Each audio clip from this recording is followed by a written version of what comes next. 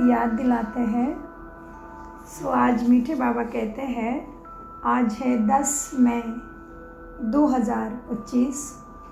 बाप दादा मधुबन से मधुर अनमोल महावाक्य है। मीठे बच्चे, ज्ञान की पॉइंट को स्मृति में रखो। स्मृति की बात है, योग की बात है, याद की बात है। ज्ञान के पॉइंट को स्मृति में रखो तो खुशी रहेगी। तुम अभी स्वर्ग के गेट पर खड़े हो। माना स्वर्ग आया कि आया, अभी ज़्यादा देर नहीं है। आज बाबा नहीं कहते तुम स्वर्ग में जा रहे हो, नहीं कहते हैं।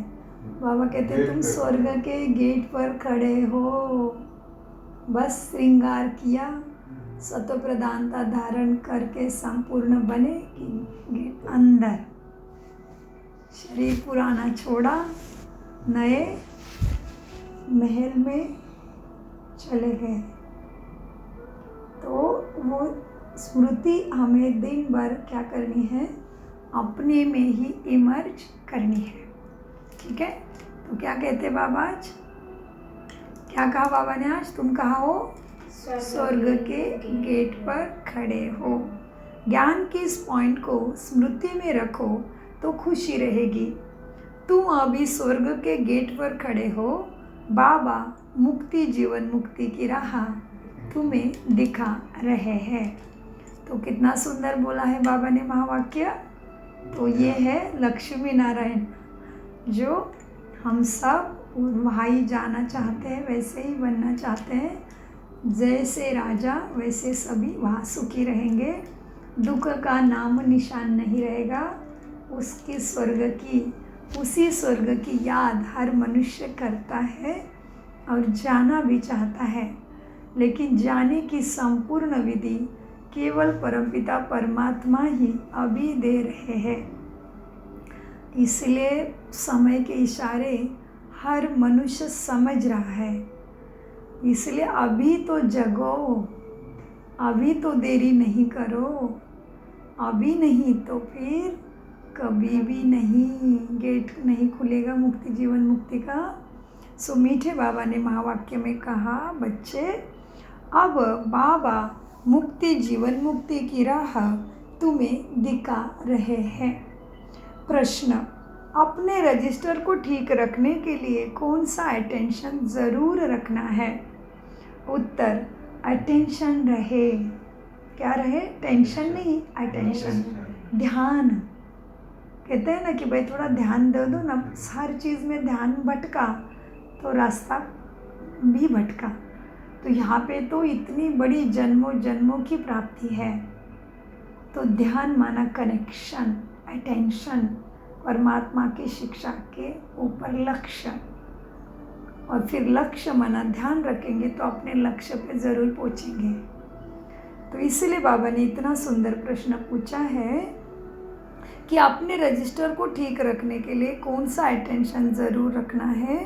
उत्तर, अटेंशन रहे कि मनसा वाचा कर्मणा किसी को भी दुख तो नहीं दिया। अपना स्वभाव बड़ा फर्स्ट क्लास मीठा हो। माया नाक कान पकड़कर ऐसा कोई कर्तव्य मेरे से ना करा दे, इसके ऊपर बहुत अटेंशन रहे। माया से लड़ाई है ना, माया रावण को ही हमें यहाँ से हटाना है। तो माया नाक कान क्या है? अभी नाक कान मतलब क्या? बाबा कहते हैं माया नाक कान पकड़ के क्या करे तुम्हें? माया क्या करे? नाक कान पकड़ के ऐसा कोई कर्तव्य ना करे जिससे किसी को दुख मिले। अभी नाक कान क्या है? नाक कान तो कान से सुनना, नाक से सुनना, इससे पता लगता है कि क्या कोई नाक कान स्थूल तो है ही, लेकिन मन बुद्धि अंदर में सूक्ष्मता में किसी के प्रति व्यर्थ विचार भी नहीं चले। सबका अपना अपना चल रहा है रोल। सबको यहाँ का नाटक पूरा करके अपने घर जाना है। यहाँ पे सब एक्टर्स को अपने अपनी स्क्रिप्ट मिली है। तो हम किसी की भी स्क्रिप्ट को देख के, किसी का भी व्यवहार देख के हम नहीं सोच सकते कि ऐसा क्यों कर रहा है, ऐसे थोड़ी करना होता है। इसको क्या बुद्धि नहीं है कि हमें कितने अपने अपने संकल्प चलते हमें देखना है। तो बाहरी तो कर्म इंद्रियों पे हमने काबू किया होगा, लेकिन अंदर के भी अति सूक्ष्म। तो माया ने क्या बोला, माया नाक कान पकड़कर बच्चों को ऐसा कोई कर्तव्य ना करा दे जो किसी को दुख हो। तो इसके लिए मन में भी किसी के लिए भी कोई ऐसी वैसी भावना नहीं रखे, केवल श्रेष्ठ शुभ भावना।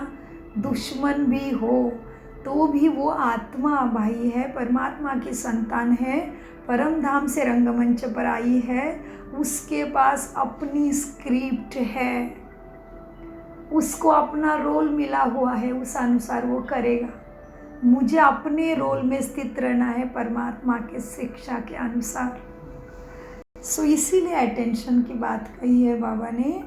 फिर बाबा कहते बच्चे क्या है, अगर किसी को भी दुख देंगे तो बहुत पछतावा करना पड़ेगा और रजिस्टर भी खराब हो जाएगा। एक तो पछतावा हो गया और गलती हो गई तो नोंद भी हो गई ना, रजिस्टर पे दाग तो लग गया। हाँ, ओम शांति। गीत चला है, नयनहीन को राह दिखाओ प्रभु। कौन से नयन, ये दो तो नयन हैं, फिर भी क्या प्रार्थना कर रहे हैं, सभी गीत गा रहे हैं। नयनहीन को राह दिखाओ प्रभु, मतलब कौन सा नयन गायब हो गया है? सभी तो अंधे नहीं है। गाना गाने वाला, ये गीत इतना सुंदर और अर्थपूर्ण है, पुराने गीतों में अर्थ था। हाँ, तो नयनहीन को राह दिखाओ प्रभु, पग पग ठोकर खायो रे। कैसे पग पग ठोकर खा रहे? ज्ञान के तीसरे नेत्र नहीं है, समझ नहीं है कर्मों की। कौन सा कर्म मुझे पाप कर्म में लेके जा रहा है, कौन सा कर्म मुझे दुर्भाग्यशाली बना रहा है, हमें नहीं समझ है। तो ज्ञान का तीसरा नेत्र नहीं है, तो मनुष्य पुकार रहा है भगवान को। ज्ञान नयनहीन को राह दिखाओ प्रभु। प्रभु बोला है, शास्त्रों का नाम नहीं, श्री कृष्ण का नाम नहीं, किसी साधु संत देवी देवताओं का भी नाम नहीं लिया, प्रभु का नाम लिया है। तो समझने की बातें हैं ना। पतित पावन बुला रहे हम, मतलब हम पतित हो गए हैं। गंगा स्नान करने जा रहे हैं, मतलब क्या कहते हैं, पाप धुले जाते हैं, मतलब पाप किया है, राइट। और राहहीन हो गए हैं, तो अभी राह पे चलने के लिए, मंजिल पे पहुंचने के लिए क्यों नहीं हम परमात्मा के मार्ग पे चले। अपने आप को सोचो। वैसे तो शरीर छोड़ने के बाद तो एक सेकंड में सब कुछ छोड़ के उसके पास ही जाने वाले, लेकिन अभी इतना दुख क्यों? क्योंकि सबका रोल पूरा हुआ है। तो जाने से पहले चुकतों किया बिना कोई जा नहीं सकता, ये भी इतना ही सिद्धांत पक्का है। तो दो मार्ग देते भगवान अभी, एक तो कर्म बल से चुकता करो, कर्म भोग से चुकता करो, नहीं तो योग बल से चुकता करो। योग मना अटेंशन, ध्यान अवस्था, श्रीमत के अनुसार हर चीज़ का ज्ञान दिया है बाबा ने। मनसा वाचा कर्मणा, कृति वृत्ति दृष्टि समर्ति स्मृति में किस प्रकार से कर्म करना है, किस प्रकार के संकल्प चले, ये बाबा ने श्रीमत दी हुई है सहज राजयोगा मेडिटेशन के द्वारा और मुरली के द्वारा।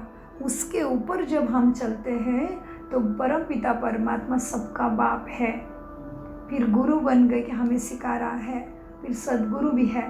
तो हम उसके मार्ग पे चलते हैं, श्रीमत अनुसार चलते हैं, तो तीनों का भी पुण्य हमें प्राप्त होता है एक साथ। इसलिए बाबा कहते बच्चे सहज है, लेकिन चलो तो सही। चलते चलते हिसाब किताब आएंगे, माया पकड़ेगा, क्योंकि रावण की दुनिया है ना, और हमने इतने साल तक उससे प्यार किया, रावण से ही काम लिया है सारा। हाँ, तो इसीलिए बहुत गहराई है हर महावाक्य में, गीत में भी।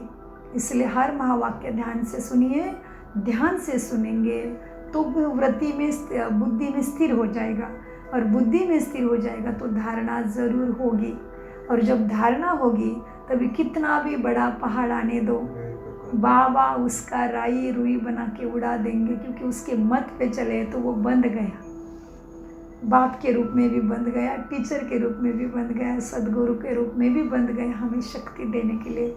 मदद करने के लिए, लेकिन आज्ञा का पालन बहुत ज़रूरी है।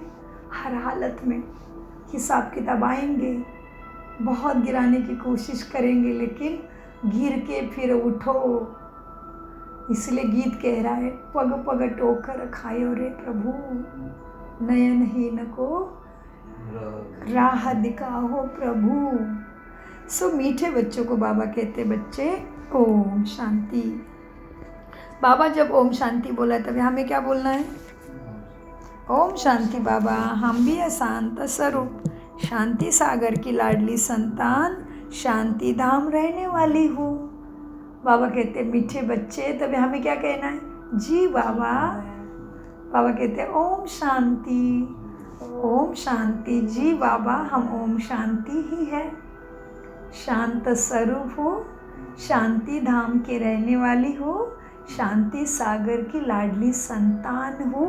मेरा स्वधर्म, मेरा स्वरूप सब कुछ शांति ही है।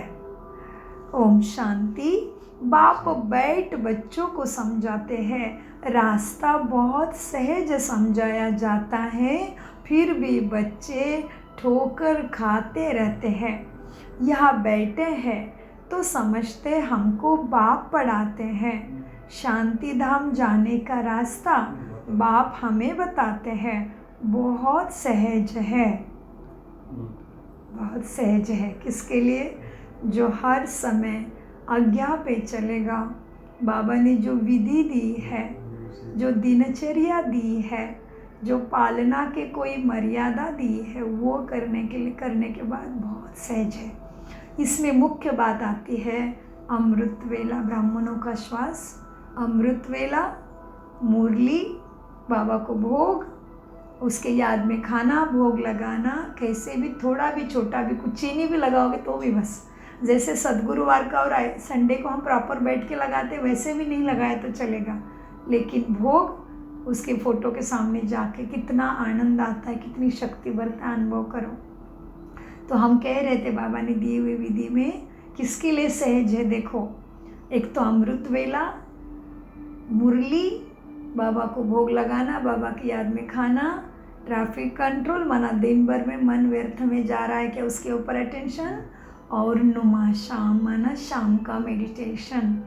इतनी चीज़ें करने से बाबा बंध जाता है, शक्ति आ जाती है, हमें बहुत आसान हो जाता है, ब्राह्मण लाइफ बहुत आनंद देने लगती है, क्योंकि हमारा सुख तो संगम युग से शुरू होता है। इसलिए देखो, स्वास्तिक निकालते हैं ना, दुनिया के कोई भी अच्छे कार्य होता है, शुभ कार्य, तभी क्या लिखते हैं? स्वास्तिक करेंगे, ऐसा इस तरफ लिखेंगे शुभ।